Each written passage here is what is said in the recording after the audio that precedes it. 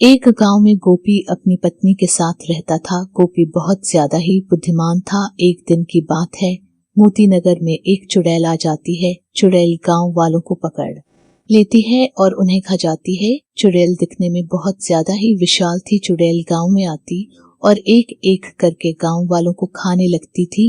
इस कारण सारे गांव वाले चुड़ैल के आतंक से बहुत ज्यादा ही परेशान हो चुके थे और वे चुड़ैल के कारण घर से बाहर भी नहीं निकल पाते थे।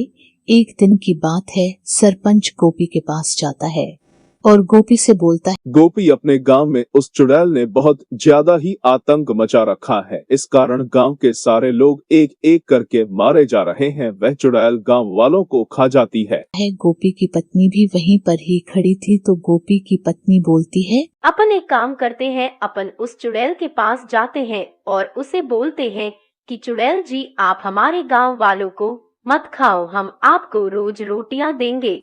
सरपंच बोलते हैं, ऐसे तो अपनी गांव की सारी समस्या भी खत्म हो जाएगी और अपने गांव के सारे लोग अब नहीं मरेंगे और अपने गांव की जनसंख्या भी कम नहीं होगी। गोपी बोलता है, मान लो ओपन उस चुड़ैल को रोटियां बनाकर भी दे देंगे, पर उस चुड़ैल का क्या भरोसा है कि वह अब गांव वालों को नहीं खाएगी।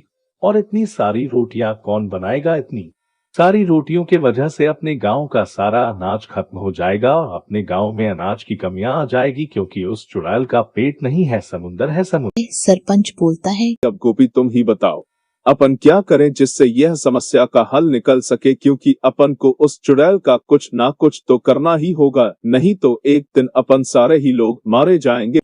गोपी कुछ देर तक सोचता है, फिर बोलता है, मैं बाबा को जानता हूँ जो पास की ही काली गुफा में रहते हैं।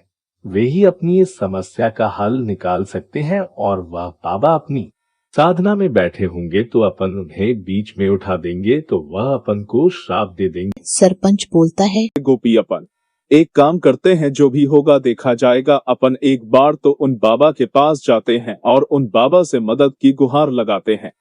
फिर गोपी और सरपंच उस बाबा से मिलने के लिए चले जाते हैं।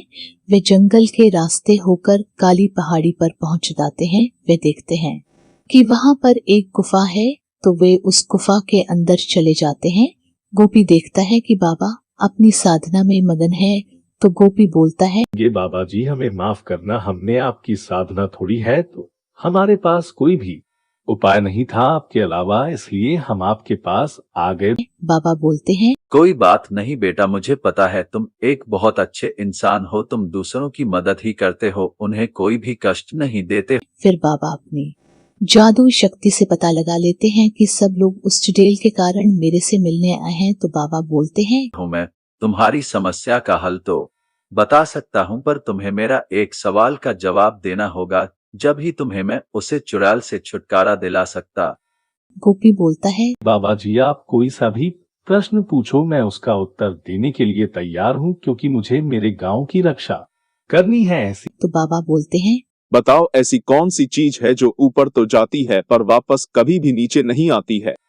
फिर गोपी कुछ देर सोचता है और बोलता है, बस एक ही चीज है जो ऊपर तो जाती है पर वापस कभी भी नीचे नहीं आती है, वह लंबाई, क्योंकि लंबाई बार बढ़ने के बाद कभी भी छोटी नहीं होती है।